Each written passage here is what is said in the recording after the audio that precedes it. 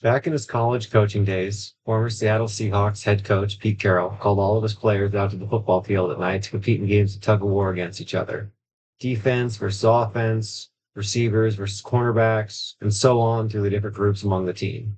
The purpose of this exercise was to show the team that they could never win together pulling against each other.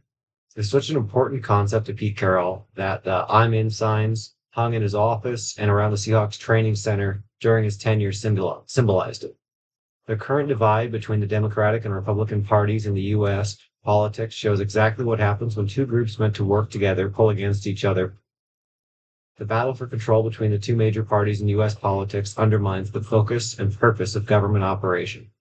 During his farewell address from office in 1796, George Washington, one of the founders of this country, expressed his opposition towards political parties because of the danger they pose to the nation.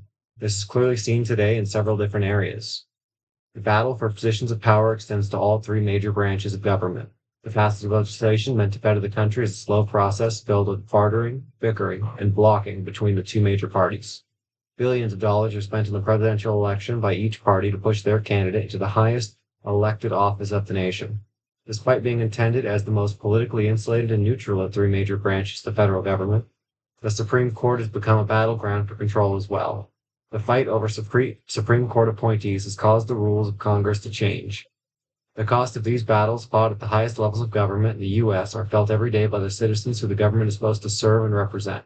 It can be seen in every underserved community, the struggles in the education system, and the failures of the criminal justice system. I ask that as I speak today, each and every one of you think about the problems you see or face in your community. What could our government do to solve these problems, and why aren't they? The two major political parties have shifted the focus of government from the betterment of our nation to a battle of control between themselves without regard for the price others pay because of it. The swift and effective passage of legislation has been crippled by the two-party system. In 2023, the House of Representatives held more than 700 votes over legislation. Of those, only 27 bills ended up being signed into law by the president, Carney. That works out to be approximately 3.9% of bills that go to a vote being signed into law. This is the effectiveness of a House of Representatives controlled by the Republican Party and a Democratic president. The parties are very open about their position when the other group controls an area of government. It is not to cooperate and find a middle ground, but act as fierce opposition to the other's agenda. The changing rules regarding filibusters in the Senate is another sign of the dysfunction of Congress. A filibuster is when a senator exercises their right to unlimited debate to stall or postpone the passage of legislation. The only way to stop a filibuster is by voting on cloture, essentially to end the debate. Per the United States Senate Public Disclosure, between 2001 and 2010, there were 367 votes on cloture. Between 2011 to 2020, there were 1,035 votes on cloture. The number of filibusters increased by such a drastic degree in occurrence between decades that they over doubled. The increase in attempts by one party to block legislation in the other party from being passed shows how large the divide between the two groups has grown. The U.S. population is directly feeling the lack of action in Congress. Per the Pew Research Center's 2023 survey, roughly 8 out of 10 U.S. citizens answered negatively when asked about U.S. politics today. The people who legislation is supposed to help the most have noticed the lack of improvement. Citizens know the world is changing around them rapidly, but national legislation in the U.S. is dragging behind.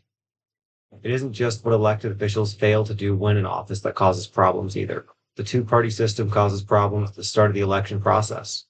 The money spent on U.S. elections creates barriers to running for office and lessens the importance of a candidate's qualification for office.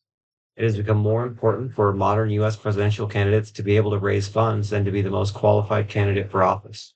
One of the most commonly heard upsides of Donald Trump running for president in the 2016 election was how much of his own money he could spend on his campaign, avoiding large debts to campaign contributors that would expect favors when he took office. It was not said that he was the smartest, most well-spoken, most experienced or qualified candidate, but that he was the richest candidate at the time. The amount of money required to run for office in the modern political era acts as a barrier to keep out smaller parties or candidates from competing with the major two parties.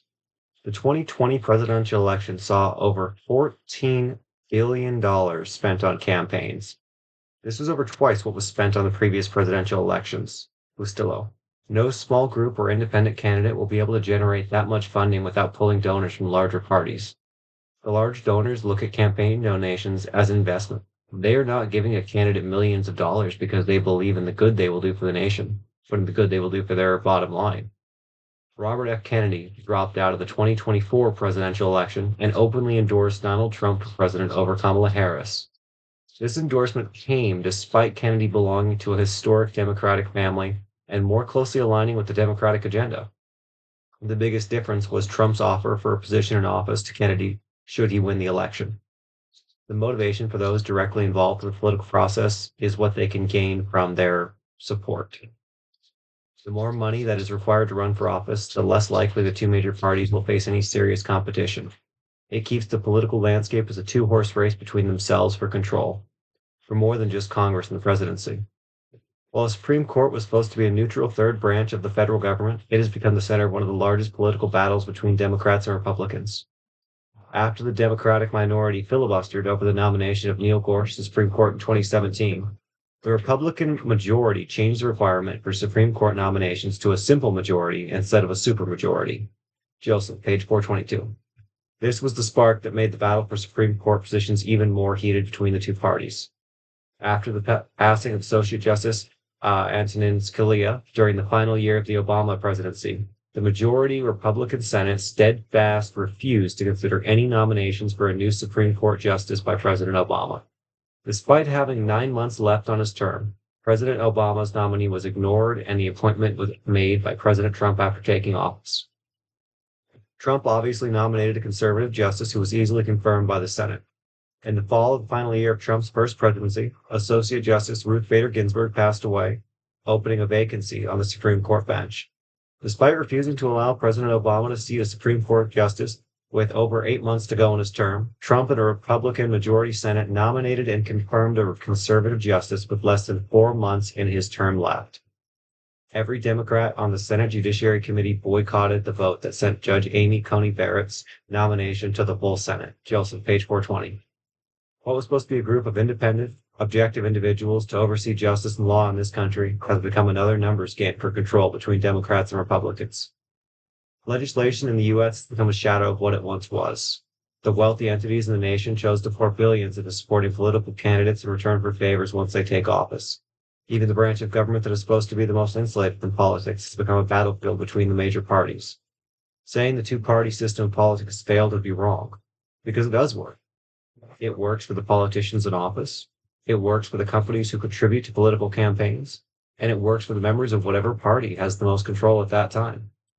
It doesn't work for the citizens who rely on government programs for healthcare, for those who rely on social services, for those expecting a fair and impartial justice system, for those citizens who expect to be represented in our government. The battle for control between Republicans and Democrats has come at the expense of bettering our nation for the citizens they are supposed to serve and represent. Pete Carroll thought the best way to show his players what happens when they work against each other was playing tug-of-war at midnight. I hope this speech was the best way to show what happens when a government works against itself.